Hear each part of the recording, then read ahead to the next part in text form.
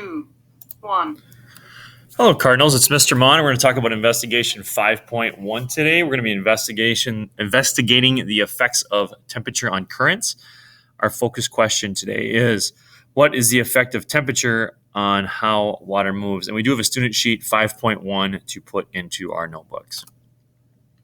So looking back at our review, our getting started, we want to review objective number 1. How does unequal heating affect temperatures? So as a class, we'll be talking about how the sun hitting the earth affects the temperatures of both the land and the water, and how the earth is heated unevenly due to the curve of the earth, and also due to the 23-degree angle that the earth spins on. Today's objective is going to be to investigate the effects of water temperature and salinity on the movement of water. So we're going to be looking at specifically water temperature today. And the first we're going to do in the investigation is to read Building Your Knowledge, Ocean Currents. And you're going to want to answer the question, how would you define a current? You're going to be looking at how the investigation is going to talk about temperature and how that temperature affects how water moves. All right. You're going to want to use sheet 5.1 and read the question, how does the temperature of the water affect the way water moves? And you're going to be looking at your material and then figure out how you're going to do this investigation. Then you're going to want to review and discuss steps 7 through 14. All right. Your teacher is going to be doing a demonstration for you. You're going to get a clear bucket of water with a hot beaker and a cold beaker, and the teacher is going to be adding food coloring to show how the water moves. And we're going to be making predictions here. As the color begins to dissolve in the water, how do you think the solution will move in the water? So thinking about how, as the color begins to dissolve, how the water is going to move. All right, you're going to want to complete all the boxes in student sheet 5.1 except for the last one. And you'll be using all the different materials, beakers, thermometers, hot and cold, dye from our from the little jars with the eyedroppers.